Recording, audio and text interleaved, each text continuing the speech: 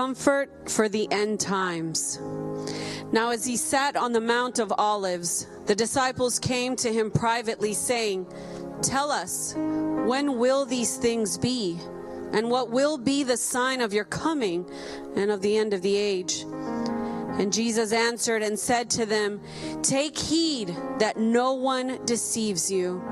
For many will come in my name, saying, 'I am the Christ,' and will deceive many.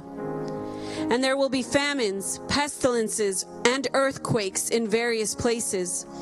All these are the beginning of sorrows. Then they will deliver you up to tribulation and kill you, and you will be hated by all the nations for my name's sake. And then many will be offended, will betray one another, and will hate one another. Then many false prophets will rise up and deceive many. And because lawlessness will abound, the love of many will grow cold. But he who endures to the end shall be saved.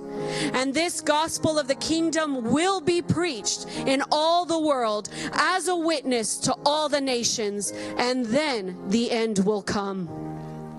Tell us, when will these things be?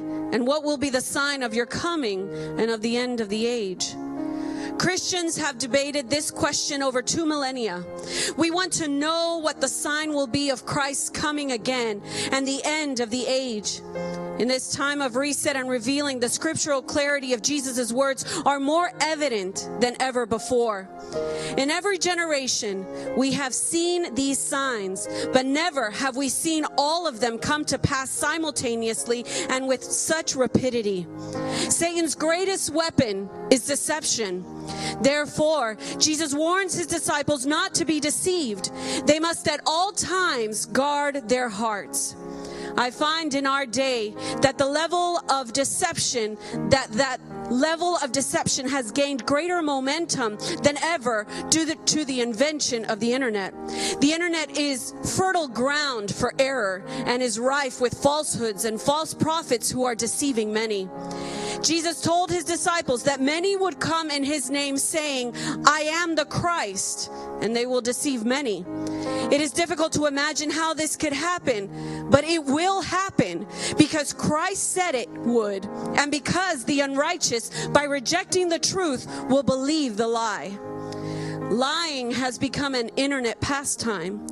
I have been shocked that many who say they name the name of Christ, who is God's truth, cannot discern truth from lies, and who even promote lies while thinking they are doing God's work. In addition to these signs, there are wars and skirmishes all over the globe. One might think, why is this happening? Why are men so incorrigible and inept at resolving problems? Why will they not sit down at the peace table and work out their differences? It is because they do not know Jesus Christ. It is because everyone who is not in Christ is in some way under the sway of the wicked one. They live to do the devil's work. To be truly in Christ is to be protected from Satan's deception. Being in Christ Jesus means that we feed on him and not the words of those who are outside of him. Jesus comforts the end-time believers, saying, "See that you are not troubled, and he who endures to the end shall be saved." Our ability to not be troubled in the midst of overwhelming chaos and to endure until he comes is through Christ. All our victory is through him. Pastor Don.